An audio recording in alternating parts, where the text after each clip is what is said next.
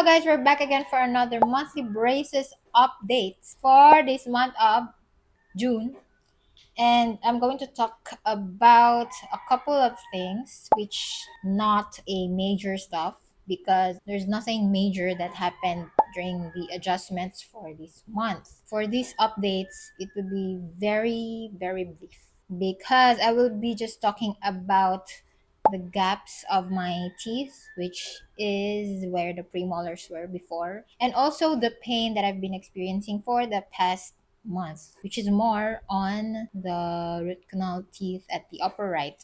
And for the rest of the updates, I'm also going to share what I've talked about with my orthodontist during my visit for this month of June. So if you're curious and you come across this video, then keep on watching. Alright, so let's start first with the gaps in between my teeth, which seems to take forever.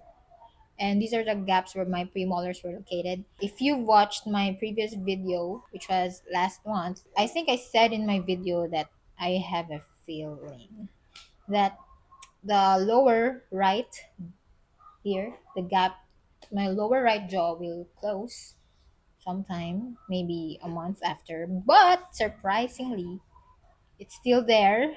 And I'm not sure why. Or maybe I really thought that the gap between the teeth are just 1 millimeter distance. But unfortunately, when my orthodontist checked and I also observed for the past few months that the gap is not closed and you're still doing the closing of the gaps, and I think it's more than 2 years now, so it's running almost 3 years with these teeth. And again, it just proves that each patient has a different case because on an average the braces or orthodontic treatment would only last for like 2 to 3 years. But as you see in my case, I don't know in your case too, for those who are wearing their braces, is the gaps haven't closed yet, especially in the upper jaw. I think there's nothing much I can explain or give updates with my premolar gaps because it's not closed yet. But somehow I would think that there is a bit of an improvement because again, the movement of the teeth, if for those who do not know, is it just takes 1 millimeter 1 mm of movement of the teeth every month. So that is how slow the teeth move. And that is the reason why my gaps hasn't closed yet. Aside from the gaps of my premolars, I also noticed the gap in between my two incisors, in the upper incisors, which is this one. So I'm gonna show a photo of my teeth for February to May photo. You'll see that this teeth here at the front, the upper jaw, has a bit of a gap in between this one. So I just put it here, as you can see. Before my adjustments for this month of June, the gap was really visible. These two front teeth, which is the incisors, gradually separated from each other. And what amazes me is when I went to have my adjustment, my orthodontist decided to add the power chains. She said that we have to close the gap. I don't know why you should realize that before. But anyway, so it was February, March, April, May. It was 4 months that gap is visible in between these two front teeth. And eventually, the recent adjustments, she added the power chains. And what I found amazing is I had my adjustments Tuesday, and then there was a gap. Then she added the power chains. By Thursday, I've noticed that the gaps closed. So it's totally closed now. Look at that.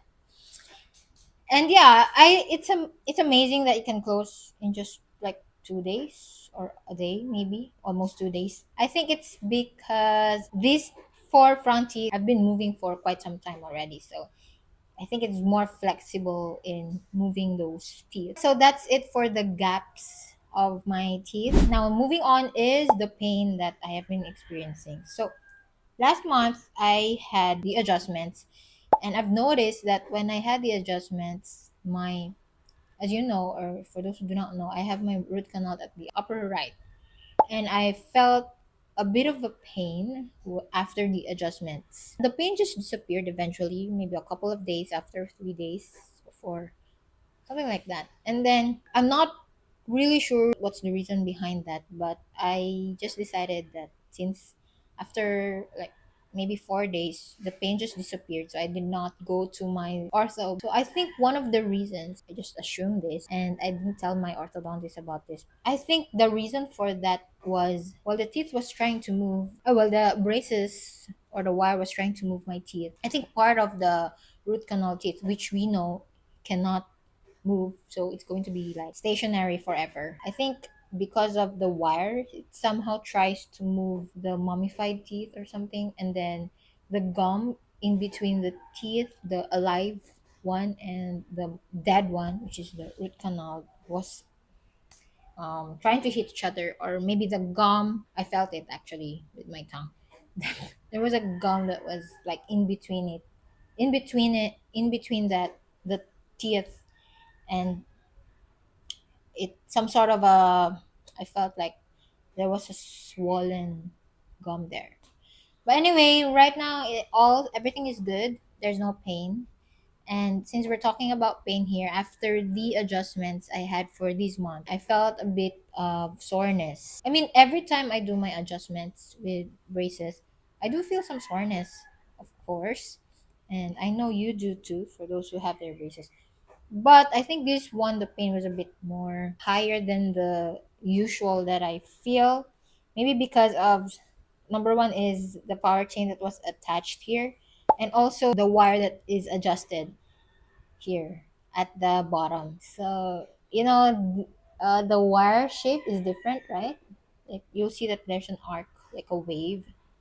And that's the reason why it's there, is to close the gap. And every time I do my adjustments, the my orthodontist will try to pull this wire backwards so that the forefront teeth will have to move backwards. So for the case of my teeth, one of the priorities for this month is again to close the gap in between my premolar here, and my orthodontist is trying to close mainly first the lower jaw. And she was trying to explain to me why we have to close the lower jaw first. It's because, guys, if you didn't know, the lower jaw, she said, as what she said, is harder to move compared to the upper jaw. So once these lower jaw gaps will be closed, then she said that it will be easier to move the upper jaw because the upper jaw has a softer bone compared to the lower jaw.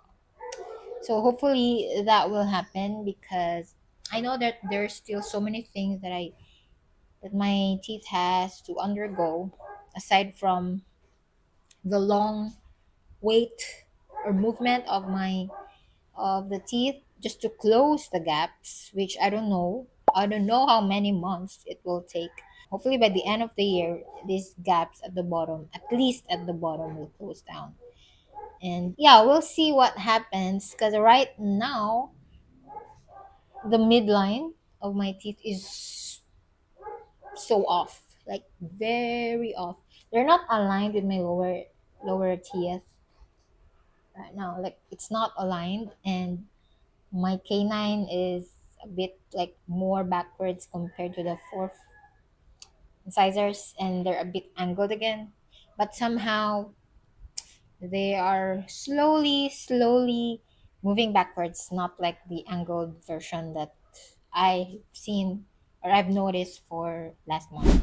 Alright guys, so I think that's it for this month's updates. And if you're new to the channel and if you want to be updated and track the progress of my teeth, which I think, I don't know, takes forever, you might want to subscribe to the channel. And if you have questions, suggestions, or any comments, then you can comment down below, because I read all of the comments in my videos. And yeah, I'll see you next month, or I'll see you on my next videos.